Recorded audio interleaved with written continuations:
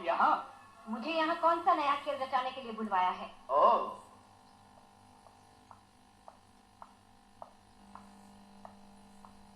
तो आप उस लड़के की माँ हैं, जो इन महलों के ख्वाब देख रहा है? महल तो ऐसे कह रहे हैं आप जैसे इन्हीं महलों में पैदा हुए हैं। देख रहा हूँ, गरीबी इंसान को काफी बदतमीज बना देती है। मैं भी देख रही हूँ कि अमीरी इंसान की याददाश्त को काफी कमजोर कर देती है। पुरानी बातें याद रखने की मुझे आदत नहीं है। जाहिर है पुरानी बातें याद करके तकलीफ हो रही होगी, क्योंकि इस वक्त आप जिससे इतने गुरूर से बातें कर रहे हैं, कभी उसी के पति के मुलाजिम थे आप। उन्हीं को बर्बाद करके तो ये महल खड़ा किया है आपने। शांति देवी, आपके पति सट्टे में सारी दौलत हार गए, और सट्टा जुए की तरह होता है। उनका तो सीधा साधा कंस्ट्रक्शन का बिजनेस था, जिसे हत्याने के लिए आपने उन्हें सट्टे की आदत लगवा दी थी। आदमी जन्म से जुआरी होता है। हाँ, तकदीर की बात है कि कुछ लोग जुए में सब कुछ हार जाते हैं और कुछ लोग करोड़पति बन जाते हैं। आपके कहने से सच्चाई बदल नहीं जाएगी। जो आपने किया वो जुआ नहीं, चोरी थी, गद्दारी थी, नमक हराम निकला। अदब से बात करो शांति देवी। आज मेरे पास इतनी दौलत है कि तेरे पति ने कभी ख्वाब में भी नहीं देखी होगी। जाकर अपने उस कमजोर बेटे को समझा कि कीचड़ में गिरकर कोई महलों में वापस नहीं आता। तू ये क्यों बोलता है कि एक माँ के दिल से निकली हुई दुआ उसके बेटे को जमीन से आसमान की बुलंदी तक पहुंचा सकती है, और उसी माँ के दिल से निकली हुई बद्दुआ तेरे इन महलों को चलाकर राख भी कर सकती है। साली, मेरी छत के नीचे खड़ी होकर मुझे बद्दुआ दे रही है। विधवा ना होती ना तो धक्के मार कर निकाल देता। मुझे जीते जी ये सफेद कफन पहनाने वाला तू मुझे विधवा कहता है?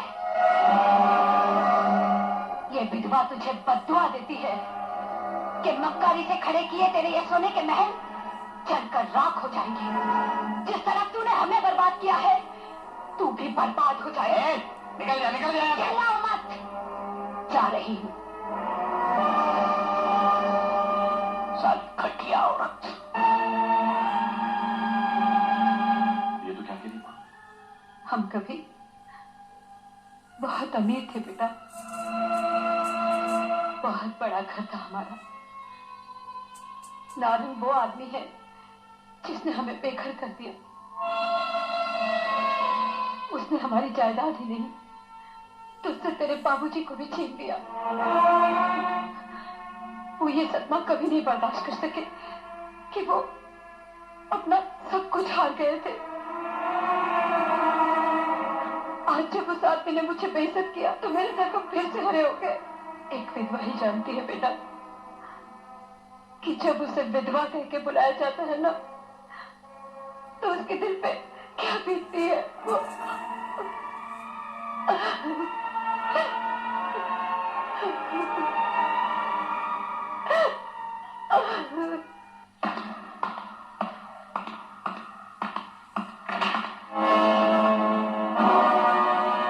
तुम्हें अंदर आने की इजाजत किसने दी?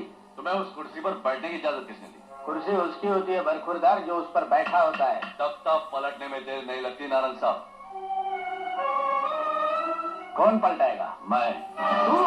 ईंट से ईंट ना बजा दी तो मैं अपने बाप का बेटा नहीं।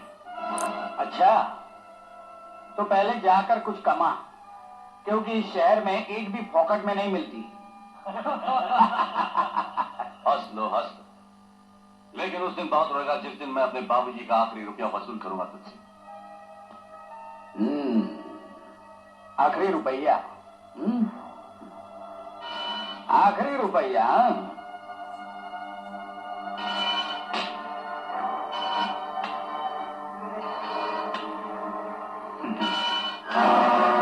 ये रहा उनका रुपया।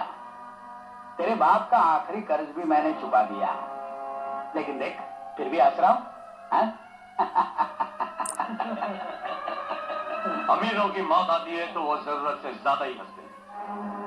एक साल बाद तू इसी रुपए के लिए तरसेगा, और मैं तेरे गरूर का चकना चूर करके अपनी माँ के कदमों में नहीं डाल दिया तो मेरा नाम चक्कू नहीं,